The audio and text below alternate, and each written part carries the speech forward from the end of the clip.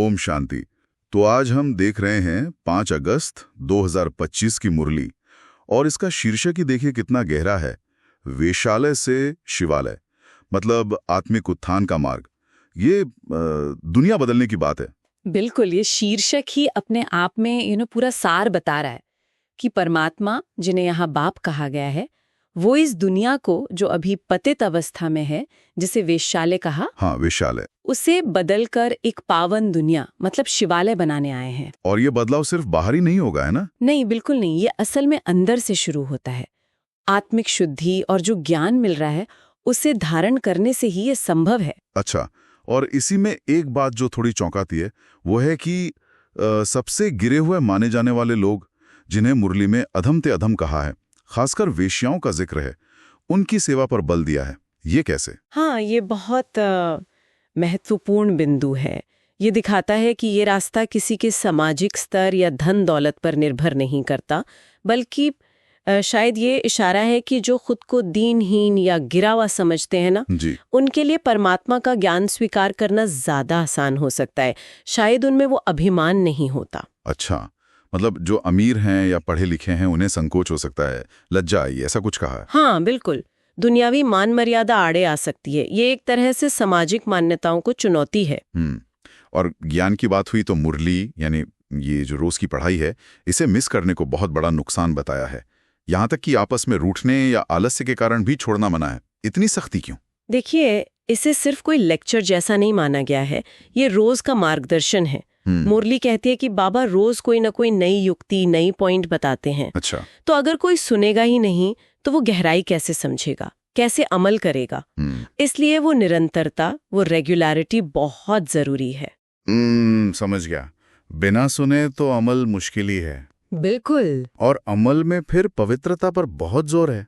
पावन बनो तब तो लक्ष्मी को वरने के लायक बनेंगे। हाँ, पवित्रता तो जैसे पहली सीढ़ी है, दिव्यता के लिए जरूरी है। और अगर प्रतिज्ञा की फिर गिर गए तो उसे बहुत गलत माना गया है। मतलब संकल्प में दृढ़ता चाहिए। इसके साथ ही अनासक्ति की भी बात है। मोह, लोकलाज, ये सब बाधाएं हैं। जी बिल्कुल, जिसे मोह की रग कहा है। मतलब वो गहरा लगाव दुनिया से, लोगों से, अपनी पुरानी पहचान से, ये सब आध्यात्मिक उन्नति में रुकावटें हैं। यहाँ तक कि वानप्रस्थ अवस्था की बात कही है, इसका क्या मतलब है यहाँ? वानप्रस्थ मतलब सिर्फ जंगल जाना नहीं, यहाँ गहरा अर्थ है वाणी से परे की स्थिति। मतलब व्यर्थ की बातों से, दुनियावी चर्चाओं से ऊपर उठकर अपनी आंतरिक स्थिति में टिकना, मन को शांत रखना। तो फिर रास्ता क्या है? सबसे आसान तरीका क्या बताया है? मुरली कहती है सबसे सहज है खुद को आत्मा समझना, अविनाशी आत्मा, और अपने बाप यानी परमात्मा को याद करना। सुनने में तो ये वाकई सहज लगता है, बस सोचना ही तो है। हाँ, सैद्धांतिक रूप से ये बहुत सहज है। कोई बाहर का कर्मकांड नहीं, कोई खर्चा नहीं, बस एक मानसिक अभ्यास। और इसी याद से मुरली के अनुसार हमारे पिछले जन्मों के जो बुरे कर्म हैं, जिन्हें विकर्म कहते हैं, हाँ, विकर्म, वो भस्म होते हैं, नष्ट होते हैं। और ये ज्ञान और ये विधि, ये कहते हैं कि सिर्फ इसी समय संगम युग पर ही मिलती है। लेकिन फिर भी लोग भूल जाते हैं, आलस्य कर जाते हैं। कहा है ना कि कई अपना चार्ट भी नहीं रखते। बिल्कुल, यहीं पर पुरुषार्थ शब्द आता है। मतलब अपना जोर लगाना, अपना एफर्ट करना। सहज होते हुए भी इसके लिए लगन चाहिए, डिसिप्लिन चाहिए। पुरानी आदतें हैं, माया है, वो खींचती हैं। इसीलिए रोज याद दिलाना, रोज अभ्यास करना जरूरी है। और ये पुरुषार्थ सिर्फ अपने लिए नहीं, सेवा के लिए भी करना है।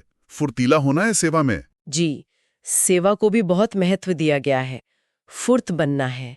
और ये भी कहा है कि गरीब अगर 1-2 रुपए भी भेजते हैं तो वो भी बहुत भाग्यशाली हैं।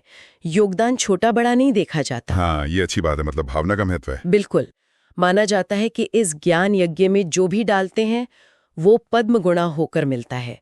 ये भाग्य बनाने का जरिया है। और अच्छी पढ़ाई और सेवा से भविष्य में ऊंचा पद मिलेगा, ऐसा कनेक्शन है? हाँ, ऐसी मान्यता है। जैसा पुरुषार्थ वैसा पद। इसीलिए चलन भी बहुत श्रेष्ठ, मतलब रॉयल रखने को कहा गया है। रॉयल चलन, इसका मतलब? रॉयल मतलब बहुत श्रेष्ठ, दिव्य गुणों वाली। क्योंकि पढ़ाने वाला स्वयं परमात्मा है, तो पढ़ने वालों की चलन भी वैसी ऊंची होनी चाहिए। कोई साधारण बात नहीं है ये। अच्छा, तो अंत में जो धारणा के लिए मुख्य बातें हैं वो एक बार देख लें। हाँ, जरूर।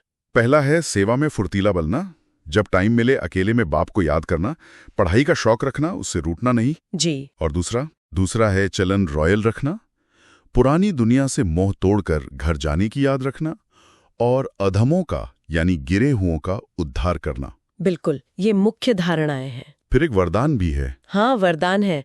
श्रेष्ठ वृत्ति द्वारा वृत्तियों का परिवर्तन करने वाले सदा सिद्धि स्वरूप भव। मतलब अपनी सोच को ऊंचा बनाकर दूसरों की सोच बदलें तो सफलता अपने आप मिलेगी। जी बिल्कुल, पॉजिटिव वाइब्रेशंस फैलाना एक तरह से। और स्लोगन है, समय को सफल करते रहो तो समय के धोखे से बच जाएंगे। यानी टाइम वेस्ट न करें, हर पल को सार्थक बनाए। और एक अव्यक्त इशारा भी है। हाँ, वो है, सहज योगी बनना है तो परमात्मा प्यार के अनुभवी बनो। मतलब परमात्मा के प्यार में अपनी कमजोरियों को कुर्बान कर दो, वो प्यार ताकत देगा। तो कुल मिलाकर सार यही निकलता है कि ये जो रास्ता है शिवालय बनाने का, ये सबके लिए है। हाँ, सबके लिए, खासकर उनके लिए जो खुद को कमजोर या पतित समझते हैं। लेकिन रास्ता परमात्मा की याद और ज्ञान का है, और उसमें अपना पुरुषार्थ, अपनी मेहनत और वैराग्य बहुत जरूरी है। बिल्कुल सही। और यही बात सोचने वाली है कि मुरली इसे बहुत सहज भी कहती है। हाँ। पर फिर भी अभ्यास में लोगों को मुश्किल क्यों आती है? शायद जवाब हरेक के अपने संकल्प, अपनी निरंतरता और परमात्मा के साथ कितना गहरा प्यार का अनुभव है, उसी में छिपा हो। ये सोचने वाली बात है। चलिए आज की चर्चा यहीं समाप्त करते हैं। ओम शांति। ओम शांति।